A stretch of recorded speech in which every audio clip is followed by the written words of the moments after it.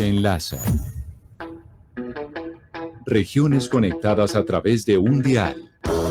A partir de este momento, Óscar Montes, Ana Cristina Restrepo, Hugo Mario Palomar, Valeria Santos, Gonzalo Lázaro y Camila Zuluaga analizan y debaten el tema del día. El tema del día. Colombia está al aire.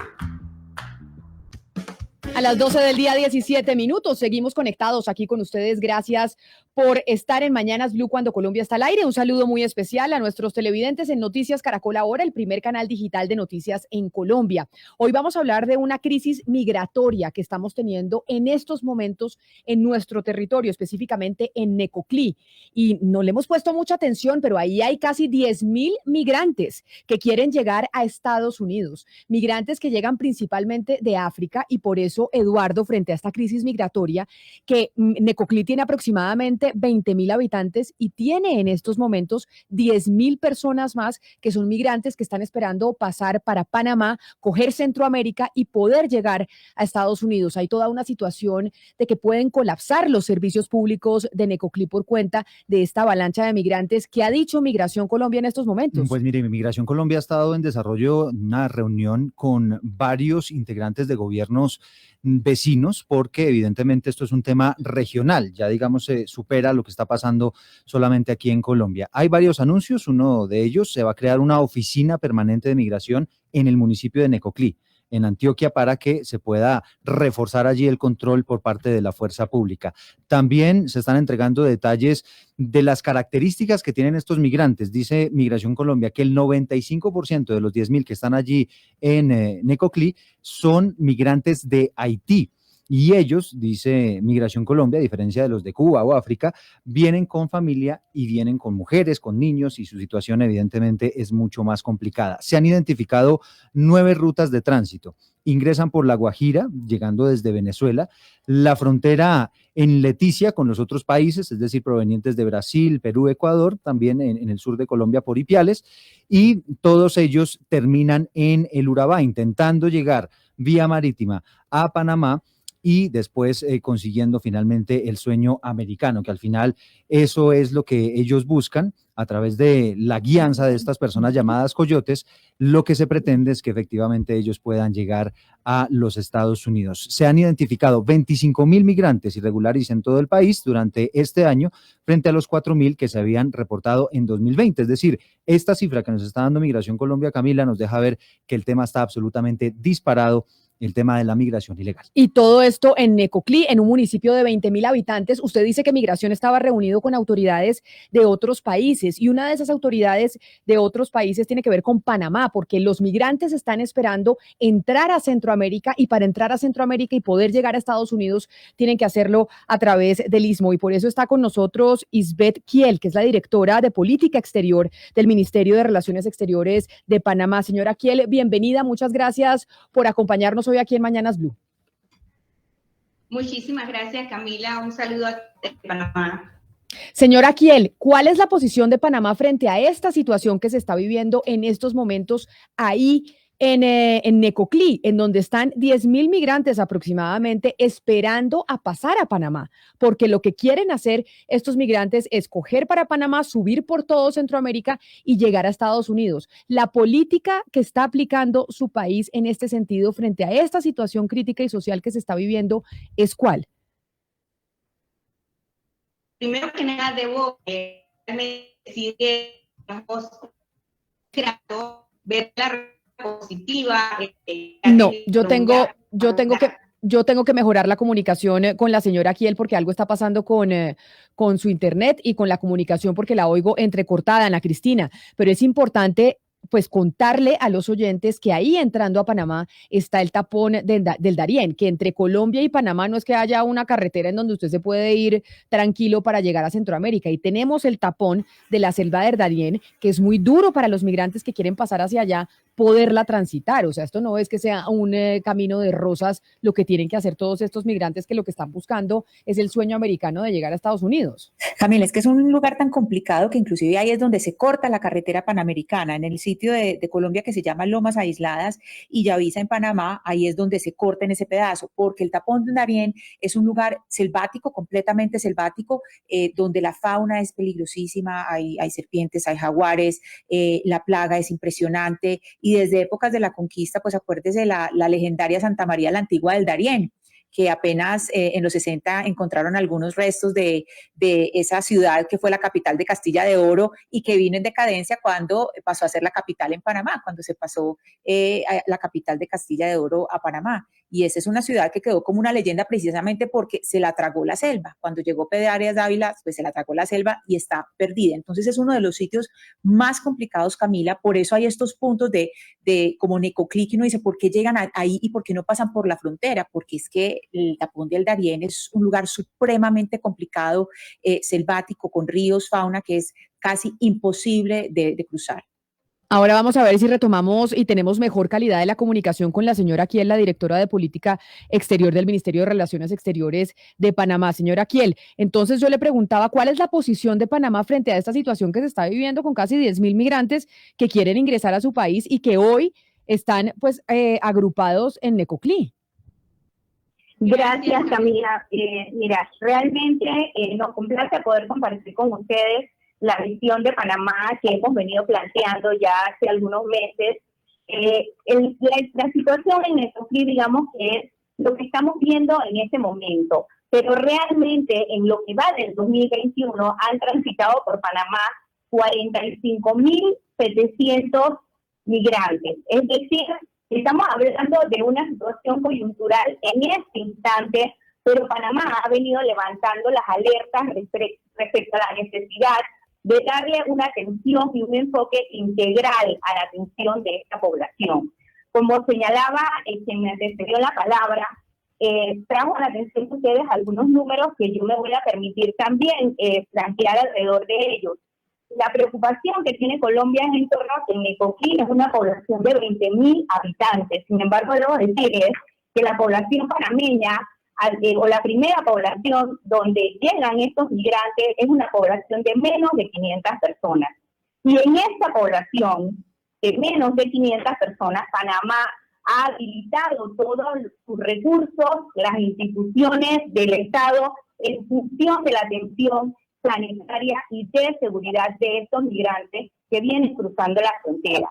El segundo elemento que ustedes planteaban respecto a la composición de los grupos familiares ha sido el tema de mayor preocupación de Panamá, justamente porque son familias que vienen integradas por mujeres embarazadas, por menores, por personas con discapacidad, y eso ha sido realmente el elemento central de preocupación y por lo que Panamá había venido planteando a nivel de algunos estados de la región, incluido Colombia, la preocupación respecto a que nuestra frontera tiene sus propias características que ustedes han descrito muy bien, cuyas características lo que hacen es que arriesgan la vida de estas personas, y a eso le debemos sumar también no solo las características geográficas, sino la complejidad de la ruta migratoria cuando le adicionamos las actividades delictivas que también se dan en torno a este movimiento.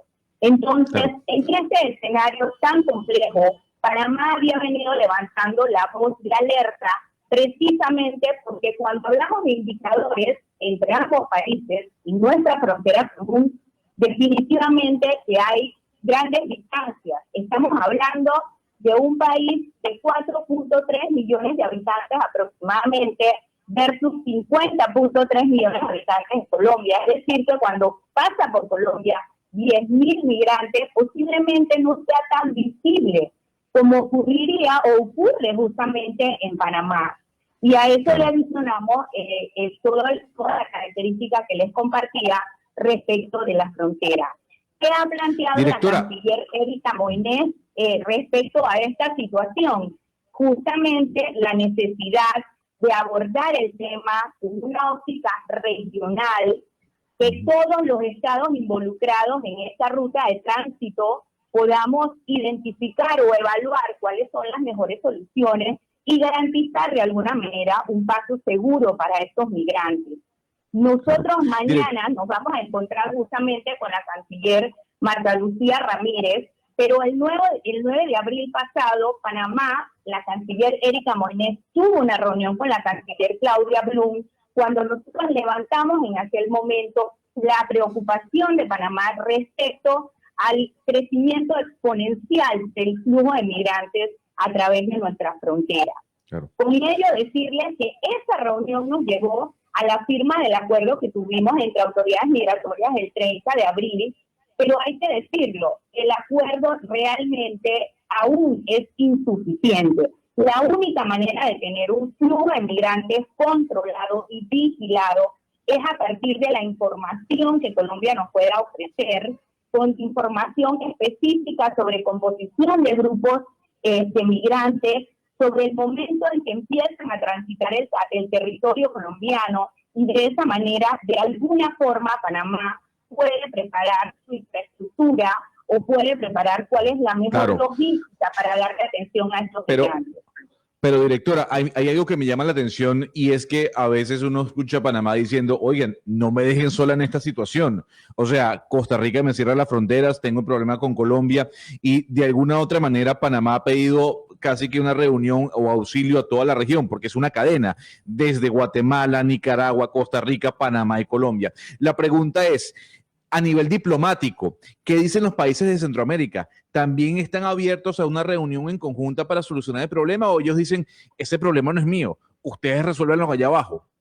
Bueno, como ustedes saben, nosotros somos parte del mecanismo subregional del sistema de integración centroamericana, y el tema migratorio es un tema de nuestra agenda. Hace algunas semanas, inclusive, tuvimos una reunión donde participó el secretario de Estado Blinken, donde participó el secretario de Relaciones Exteriores de México, pero digamos que en este espacio de discusión, y ustedes lo pudieron ver hace pocos días, cuando Estados Unidos lanzó su estrategia respecto a la atención del Triángulo Norte. Y hay que decirlo, los países del Triángulo Norte entienden la preocupación de Panamá, porque al final el flujo de migrantes que pasa por Colombia y que pasa por Panamá suma a la migración nacional que genera el Triángulo Norte hacia los países del norte. Entonces, sí, la respuesta es sí, hemos estado en comunicación, estamos en coordinación, Costa Rica está en la mesa de discusión. Claro. Y también tenemos que decirlo, no es un tema de Colombia y no es un tema de Panamá. Es un tema que nosotros queremos visibilizar con los países del sur donde se está originando esta migración. Pero entonces países del sur es donde se está originando esta migración. Esto quiere decir que los migrantes que llegan de África a América Latina están entrando ¿por dónde? ¿Por dónde se está permitiendo la entrada de los migrantes al continente para que terminen represados en Necoclí y vayan a Centroamérica? Porque usted dice acá la responsabilidad es de los países del sur. ¿Cuáles son los países que tienen la responsabilidad? No dije que la responsabilidad es de los países del sur. Dije que es la ruta que utiliza este flujo migratorio, entra por los países del sur. Entonces, ¿a qué estamos llamados? Tal vez articular acciones conjuntas. Pero entonces, ¿cuáles serían esos países? Las acciones que podemos emprender. ¿Cuáles son los países? Brasil, Chile, Ecuador, Perú, Venezuela, inclusive, es decir, todos los países, toda esa migración que ingresa a Colombia y que pasa por Panamá, es una migración que no llega por combustión espontánea, entran por determinados países y empiezan a hacer su ruta, que posiblemente en estos países no es una ruta peligrosa, pero que al llegar a Panamá, la propia característica que les compartía y que ustedes estaban discutiendo antes, es lo que hace la ruta más peligrosa para estas personas, y es lo que ha llamado la atención de todos, obviamente. Directora Kiel, estas dinámicas obedecen en gran parte a la situación económica de los países de origen, digamos, de ese primer lugar de migración, que en muchas ocasiones son países asiáticos y africanos.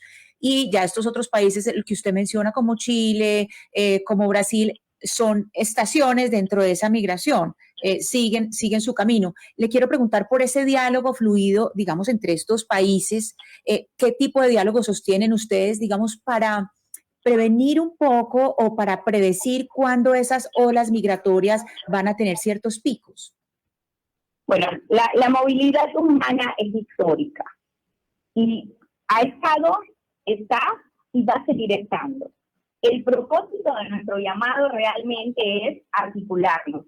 ¿Cómo podemos gestionar mejor? La migración no la vamos a detener. Es una utopía hablar de que la migración va a terminar con una política específica, pero ¿qué queremos es apuntar a una mejor gestión que garantice sus derechos humanos, que sea humanitaria, que advierta los temas de seguridad, porque quiero compartirles también, dentro de los filtros que Panamá hace en esta población de menos de 300 personas, donde se ha constituido en una comunidad receptora, justamente nosotros hemos identificado más de 60 alertas internacionales que tienen que ver con el crimen organizado transnacional. Entonces también hacia allá va nuestro llamado. Es que al final está transitando por nuestro continente, por nuestros países, determinadas personas que tienen llamado de las autoridades, y por supuesto que eso debe ser responsabilidad compartida, debe ser responsabilidad de todos, y a todos nos debe interesar, por supuesto, que estar al tanto de todas estas informaciones que son las que nos tenemos que intercambiar, que son las que tenemos que poner en la mesa para que esto sea eficiente.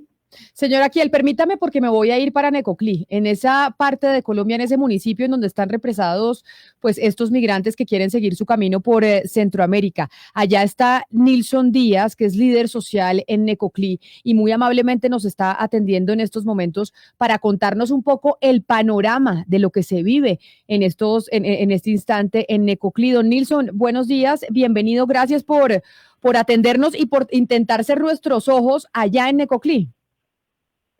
Buenos días, es un placer para mí desde nuestro hermoso municipio de Necoclí, conectarnos con el país y el mundo para informarles la realidad, la otra cara de la moneda, porque no todo...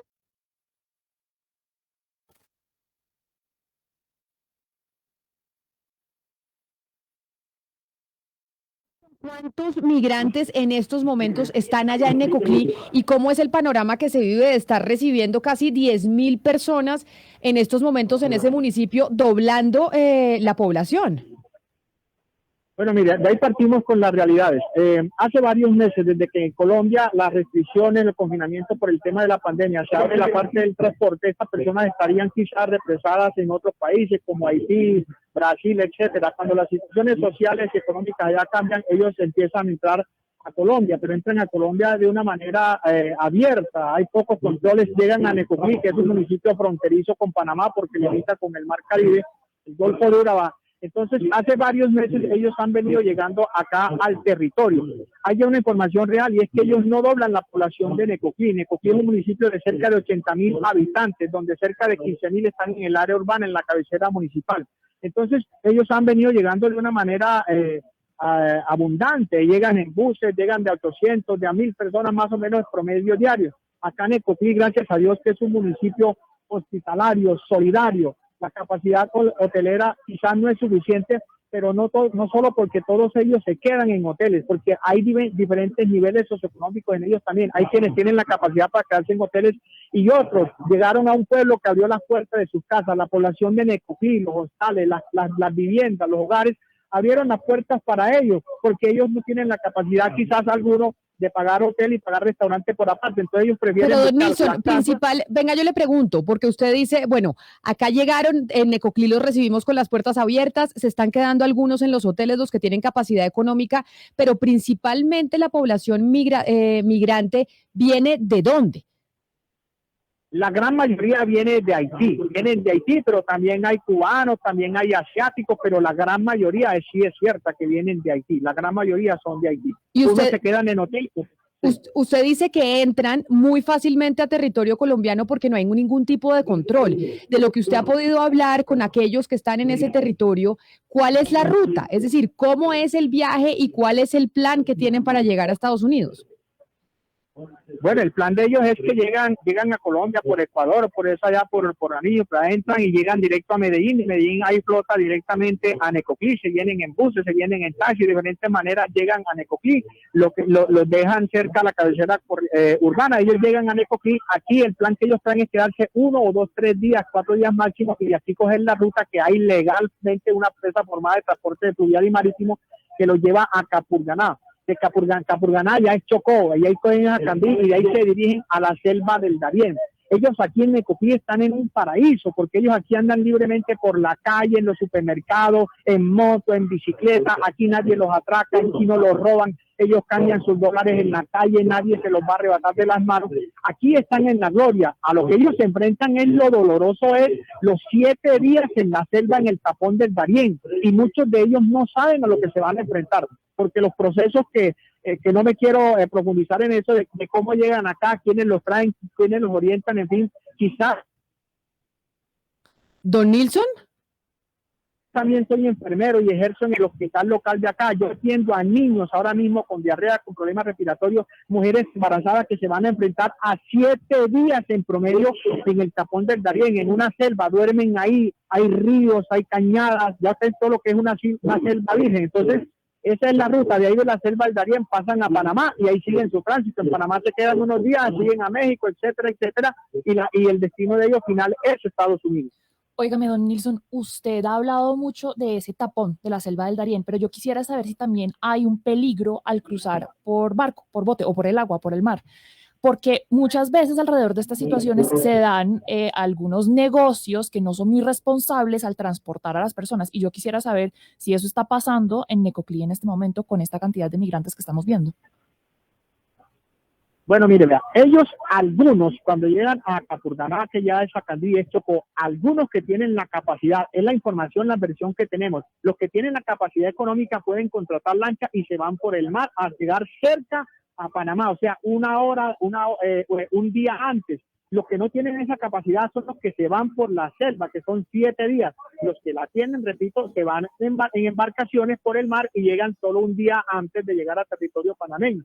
Entonces, estas personas son las que están acá. Aquí tenemos una experiencia muy bonita como el pueblo, desde esta empresa que hay que es necocliseña, que se llama Caribe SAS, que es un transporte marítimo, el esfuerzo que hay para tratar de suplir esa demanda excesiva, porque lo que hay es una demanda excesiva para transportarlos allá. Entonces, están transportando más de 900.000 personas diarias y se hizo un plan de contingencia acá en el municipio para tratar de aumentar ese flujo de migrantes para pasarlos al otro lado, para que ellos acá no tengan que estar mucho tiempo. Aquí no hay ninguna situación, lo digo no como autoridad, soy un líder, soy de este pueblo, pero no es cierto decir que hay una situación, una crisis humanitaria, porque ellos aquí no están pasando hambre, no están durmiendo en las calles, no los están robando, no están quedándose en sus casas. Señor Nilson, pero en promedio cuando llega un migrante con su familia a Necoclí, en promedio más o menos cuánto tiempo se queda y eso cómo cambia la vida de los habitantes de Necoclí. Usted nos estaba contando, por ejemplo, que cambiaban dólares, pero también se habla de que están vendiendo en dólares. Eso obviamente afecta la economía de Necoclí. Esa presencia, ¿de cuánto tiempo es y cómo afecta la vida de las personas de Necoclí? Bueno, el promedio del tiempo que ellos duran acá son más o menos 4 días, entre 3 y 4 días. ¿Cómo ha afectado la economía? Colombia está pasando una situación difícil, Necoclí no es la excepción por el tema de la pandemia. Entonces Necoclí, Dios sabe hacer sus cosas. Ellos están encontrando una solución en Necoclí, pero también fue la reactivación económica para Necoclí, porque viene una situación difícil. Entonces, al llegar ellos acá, ellos cuando llegan acá a Necoclí para comprar, ¿qué hacen? Cambian dólares por plata para comprar en el supermercado. Y cuando se van a ir, lo contrario, entonces la plata colombiana que tienen la cambian por dólares. Pero aquí en Necoclí, esto aquí no es una cosa salida de la realidad. Acá hay venta de divisas legalmente constituida. O sea, es que no es lo que están diciendo de Necoclí, que esto acá es un mercado persa. No, claro, obviamente hay oportunidades para todos, porque hay gente que viene acá directamente y los ofrece y los compran directamente aquí en el muelle, en la playa donde ellos están. Entonces, esa persona... Claro, pero Pero mire, lo cierto es que esto ya se ha convertido casi en un negocio, pues, dentro de Necoclí también. De hecho, pues, hay ya guías de migrantes y ya eso ya es una oferta de trabajo para jóvenes que no tienen trabajo y ellos guían a los mismos migrantes, y también hay toda la clase de servicios que se prestan a estos migrantes de hotelería y de restaurantes y de hospedaje, etcétera. Todos estos servicios están regulados, es decir, el Estado les da permiso a los habitantes de Necoclí para prestarle los servicios a estos migrantes, así sean irregulares, incluso los servicios que comentaba Mariana, los de transportar a estos migrantes en lancha, etcétera. ¿Eso está permitido en este momento? Mire, Necoclí es un destino turístico por historia. Necoclí es el segundo municipio que tiene la mayor extensión de costa después de La Guajira. Tenemos 95 kilómetros de playa. Necoclí es turístico, entonces acá Necoclí ha ido priorizando la economía, que en la primera línea de la economía era el sector agro, pero el turismo, para mí, si no está pasando, ya ha superado la primera línea de la economía de Necoclí. Entonces, ¿qué pasa? Acá hay hoteles, hay hostales, hay family hoteles, pero si todo eso se llega a llenar y que están organizados, porque acá hay una asociación de comerciantes y empresarios turísticos, la gran mayoría, Necoclí tuvo el 90% de los hoteles con su registro nacional de turismo, y están las family hoteles y están los hostales. Entonces, si todo eso se ha llegado a copar por el flujo que llegó altísimo, ahí es donde las familias solidariamente, pero también se benefician económicamente. Eso no lo podemos negar, porque es que ellos acá no están mendigando nada, y eso hay que reconocerlo. Yo felicito a esos migrantes haitianos. Son personas educadas, decentes, no huelen maluco, como dicen por ahí, porque yo los he atendido, dan las gracias, dan los buenos días. Entonces, eso ha dinamizado la economía en Necoclí, no se puede negar, para los hoteles, para los hostales, para los family-hoteles y para las casas de familia, porque quizás todos no tienen para quedarse en los hoteles. Los hoteles de acá tienen capacidad. El turista que quiera venir a Necoclí, que venga, porque aquí no hay nada que esté fuera de control y hay capacidad hotelera. Entonces, esos migrantes que no tienen para los hoteles, porque además tendrían que comprar la comida por aparte en restaurantes, son los que buscan los family-hoteles o las casas que se las alquilan para que ellos ahí puedan comprar en el supermercado su mercado. Pero, Nilson, mire, usted nos está contando la realidad de lo que se está viviendo, de cuál es el tipo de migrante que llega, lo que están viviendo en Necoclí, pero yo sé que usted está, por ejemplo, ahí con transportadores, con gente que está en todo el esquema de cómo funciona esta ruta hacia Estados Unidos. ¿Por qué no nos ayuda con gente que está ahí con usted, transportadoras y demás,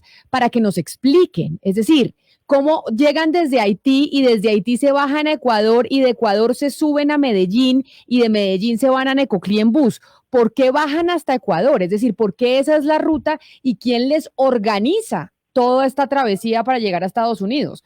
¿O es que ellos solitos cogen su maleta en Haití y dicen, me voy para Ecuador, después voy a Medellín, después a Necoclí, subo a Centroamérica y llego a Estados Unidos? Esto por lo general es un negocio que organiza gente de manera ilegal. Bueno, lo que yo le puedo decir, porque sí le voy a tener el placer de pasarle el gerente de la empresa de transporte marítimo y fluvial que se llama Caribe SAS. Pero ¿qué le puedo decir antes de eso? Es que estas personas no salieron hace un año, estas personas salieron hace 4, 5, 6 años, más años, que salieron de Haití, pasan por Chile, pasan por Brasil, allá trabajan. Pero ¿por qué llegan a Chile y a Brasil? Esa es la gran pregunta, porque es que Haití está en el Caribe. Entonces uno dice, bueno, están en el Caribe, se bajan hasta el sur del continente, ¿por qué? ¿No es más fácil llegar de Haití primero a Colombia, por ejemplo, o de una a Panamá, o a Costa Rica? Entonces le voy a pasar la persona exacta, porque él es del área del transporte, que es el gerente de Caribe SAS, se llama Felipe. Voy a tener el gusto de pasárselo, y mientras tanto voy a tratar de que un migrante pueda también pasar aquí a los micrófonos. Aquí les paso, mucho gusto. Muchas gracias, don Nilson.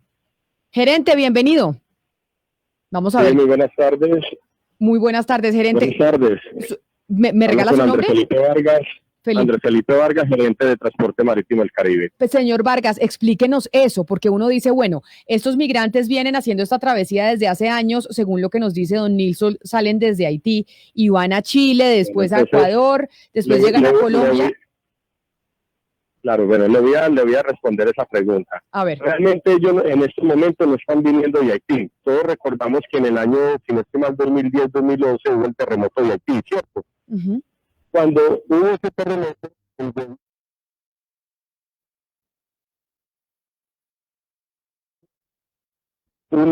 unos de Brasil para el tema de las construcciones de lo que fue el Mundial, ¿cierto? Y el gobierno de Chile le abrió sus puertas. Estos haitianos que en estos momentos están llegando al municipio de Necoclí ya tienen residencia y sus hijos ya son nacionales de Chile y Brasil. O sea, estos no son haitianos que están saliendo hace 15 días, 20 días de su casa. Estos son los haitianos residentes que ya llevaban más de 10, 9 y 8 años en Brasil y Chile. De ahí eso la respuesta de por qué de Haití no era más fácil llegar a Colombia o llegar, digamos, a Panamá o Nicaragua o Costa Rica. Es que estos haitianos ya estaban viviendo de hace varios años en Chile y Brasil. ¿Y por qué decidieron después de 8 años estos migrantes haitianos, después de estar viviendo en esos territorios, por qué decidieron migrar masivamente para irse a Estados Unidos? ¿Cuál es la razón? Realmente la razón que hablan es que se han sentido vulnerables, se han sentido... ¿Don Felipe?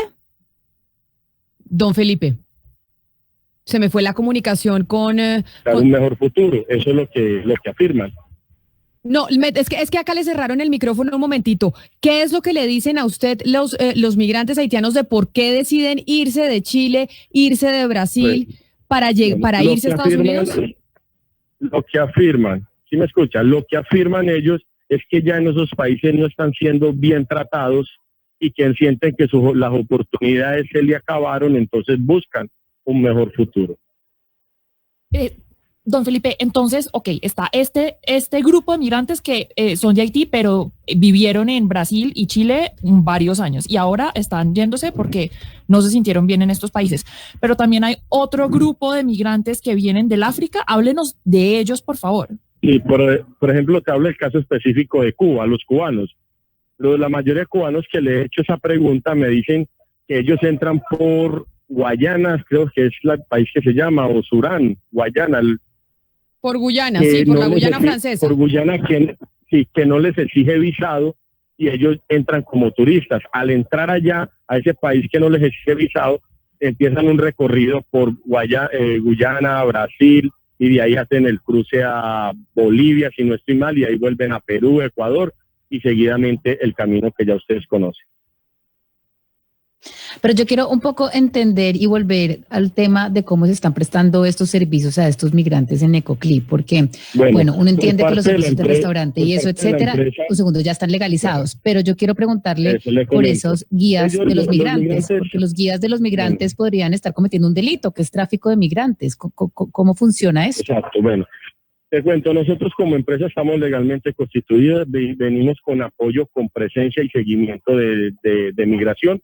Todo migrante o todo extranjero en calidad irregular que llega al municipio de Necoclí o que llega a mi empresa a que le preste un servicio de transporte, efectivamente se le emite un tiquete y en el momento que se le emite un tiquete, nosotros reportamos esa persona con medio del pasaporte a la plataforma CIRE, que es la plataforma habilitada por migración, a reportar los extranjeros, sea en calidad irregular o regular. En ese momento que yo hago ese reporte, a mí me genera un recibido como empresa. Ya yo como empresa cumplí con los requerimientos de ley para emitir el tiquete. Ya migración lo que hace es hacer el seguimiento de ese migrante si toma otro servicio, sea en un hotel, y le hace una trazabilidad. En el momento en que toma mi servicio y llega al municipio de Acandí, ya migración le transfiere una figura de salida voluntaria del país. Señor Felipe, pero estos migrantes, ¿cómo saben de usted? O sea, ¿cómo llegan al servicio de usted? ¿Cómo le paga usted cuando cobra ese servicio? ¿Cobra por persona, por grupo familiar? Este tema migratorio no viene de hace un mes o 15 días. La empresa desde el año 2019, casi parte de 2018, ha venido prestando el servicio a estos ciudadanos migrantes. ¿Qué te puedo? Don Felipe, es que tenemos la comunidad, es difícil. Don Felipe, es que espéreme porque se cortó, porque lamentablemente la comunicación no es la mejor, porque a veces se va la onda, me imagino que es por la calidad de la señal del celular. Lo oímos. Bueno, como te iba diciendo, el problema migratorio no es de hace 15 días o un mes. Estamos hablando que la zona de Urabá ha venido presentando este problema hace años.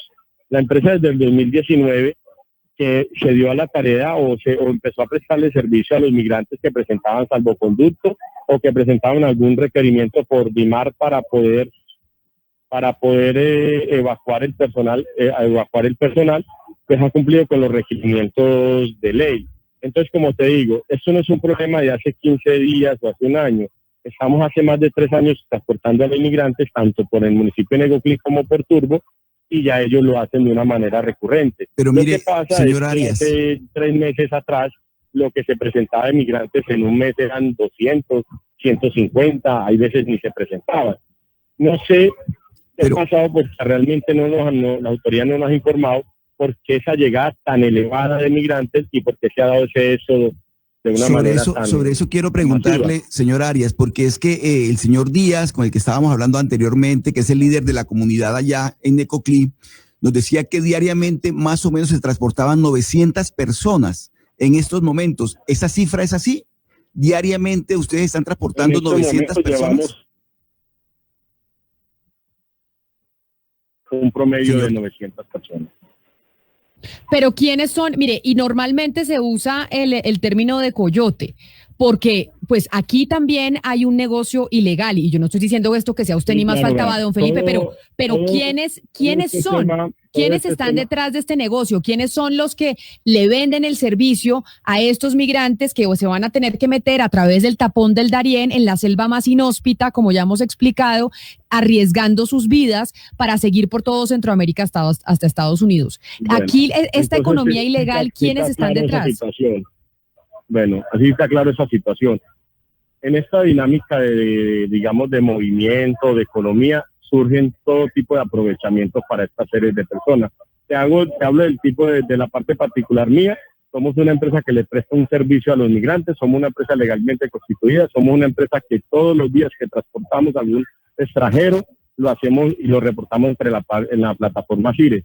Puede pasar, y claro que va a pasar, que se estén presentando trata de personas, que se estén presentando personas que les sirva como coyote, bacano, pero eso pasa en lo que es ya territorio chocuano hacia el tapón del Darién. Realmente, para viajar desde Necoclí hacia abajo, digamos, Odiquiales hasta Necoclí, pues no necesitarían un tipo de guía o coyote, porque cualquier persona puede tomar un servicio de transporte y llegar hasta el municipio. Pues muy delicada la situación que se está viviendo en estos momentos en Necoclí. ¿Qué les dicen las autoridades? Sabemos que Migración Colombia acabó de hacer un pronunciamiento. Migración Colombia dijo que estamos en el año y en el periodo donde más migrantes ha recibido el territorio colombiano. ¿Cuál va a ser la solución? ¿O ustedes consideran que no se necesita ningún tipo de solución? Ustedes los que están en el sector privado, en los negocios, porque el alcalde de Necoclí sí nos viene diciendo a nosotros hace rato que necesita una ayuda, y necesita una ayuda internacional y nacional para poder controlar la situación. Pues claro, o sea, no es normal que esté llegando esta cantidad de migrantes y en una forma tan desproporcionada. Creeré que la ayuda que pide el alcalde es de tema de seguridad, es tema de acompañamiento de las instituciones, dado que al llegar esa cantidad tan elevada de migrantes, pues claro, pueden haber situaciones de orden sanitario, de aglomeración de personas, entonces suscita esa parte. Como le mencionaba, a meses atrás lo que llegaba en un mes eran 100, 200 migrantes en un mes. Ahora estamos hablando que están llegando a Necoclí un promedio de 600 diarios, entonces creo que la cifra es demasiado elevada y creeré que deberían de estar interviniendo las instituciones del Estado para regular esta entrada de migrantes para que no desborde la capacidad de un municipio. 600 migrantes diarios. Don Felipe, gerente de Caribe SAS allá en Necoclí, gracias por atendernos, y lo mismo a don Nilson para contarnos un poco, porque a veces desde otras regiones del país no se entiende la situación que se está viviendo y por qué razón hay ese cúmulo de migrantes en estos momentos en ese municipio. Claro, ya están las autoridades reuniéndose, hablábamos con la autoridad de Panamá para que nos explicara qué van a hacer las autoridades de Centroamérica, los países de Suramérica, que son finalmente los que están permitiendo también esta vía de migrantes para que lleguen a Estados Unidos. Don Felipe, mil gracias por haber estado hoy aquí con nosotros. Bueno, señorita, muchas gracias y los dejo con Díaz. Hasta luego. Don Nilson, nosotros seguimos en contacto con usted para que usted nos siga contando la situación de Necoclí, para estar todos los días sabiendo qué está pasando allá y ponerle el ojo a ese punto del país que lleva desde hace años, como usted nos lo informa, con esta situación, pero por cuenta de la pandemia es que nos vinimos a dar cuenta porque allá quedaron represados los migrantes haitianos en su mayoría. Sí, claro, con mucho gusto. Acá es algo bonito. Se me fue don Nilson, 12 del día, 55 minutos. Es Nilson, líder social de Necoclí. Tenemos hasta ahora una noticia de último minuto muy importante. La noticia del momento en Blue Radio. Y la noticia del momento es deportiva y tiene que ver con Lionel Messi, porque no seguirá Leo Messi en el Barcelona. Mucho se dijo, Sebastián Nora, sobre la novela de Messi y si iba a reanudar o no su contrato con el Barcelona, y finalmente se va la pulguita. Esto es, Camila, una bomba en el mundo del fútbol, porque se supone que su padre y Messi llegaban hoy a Barcelona de vacaciones para oficialmente renovar el contrato, y la cuenta del Barcelona hace 6 minutos pues nos cuenta que Messi no seguirá ligado al Barcelona. Son, Camila, 17 temporadas en el fútbol profesional ligado al Barcelona, más de 600 goles, 6 balones de oro, 4 Champions League. Sin ninguna duda, el jugador más importante de la historia del Barcelona. Y, Camila, todo tiene que ver porque por la crisis económica del COVID, el Barcelona definitivamente no pudo cuadrar la arquitectura del tema contractual de la plata de Messi. Es mucho dinero. El Barcelona ha pedido mucha plata y con la liga no podía cuadrar las cuentas, el salario no cuadró por ningún lado, y yo creo que después de la reunión del padre y la directiva hoy, pues la conclusión es que no hay manera de que Messi sea inscrito en la liga profesional. Pero ¿y entonces para dónde se va a ir a jugar Messi? ¿Vamos a tener una temporada sin Messi jugando en ningún club? No, pues en este momento yo supongo que van a saltar como pirañas todos los grandes equipos del fútbol europeo. Imagínese usted un jugador que sigue vigente, que acaba de ganar la Copa América, que puede llegar a su club por 0 pesos. Claro, usted le tendrá que pagar un contrato muy grande, una bonificación salarial, una bonificación de fichaje, que es lo que se llama cuando un jugador llega como agente libre. Pero ahorita Messi, el mejor jugador del mundo, bueno, por lo menos para mí, para muchos, cuesta 0 euros. 0 euros, porque no le pagaron. Es agente libre. No tiene contrato. No tiene contrato, y él ahora simplemente dice, yo me vendo mi pase, el mío, porque es de él, a cualquier equipo por la mejor oferta. Sí. ¿Por qué razón no le pagaron? ¿O por qué no se bajó él el precio en el Barcelona? No, porque su contrato era muy complejo, y porque el Barcelona, usted, Camila, rápidamente, en la Liga Española hay una ley en la que de todo su presupuesto, usted como un máximo, hay una cosa que se llama el límite salarial, que es máximo del 80% del presupuesto de su club tiene que ser destinado a los salarios. El Barcelona paga salarios suntuosos, no solo a Messi, sino a todas las figuras que tiene, y como perdió mucho dinero durante el COVID, lo que destina a los salarios no le alcanza, no se lo permite, supera el tope salarial. Y el contrato de Messi, que lo publicaron hace pocos meses, es de 70 millones de euros limpios, o sea, brutos 140. Entonces tenía que sacar muchos jugadores, aligerar la plantilla, sacar, por ejemplo, a Coutinho, a Dembélé, a Umtiti, para que esa masa salarial se reduzca y Messi pudiera entrar.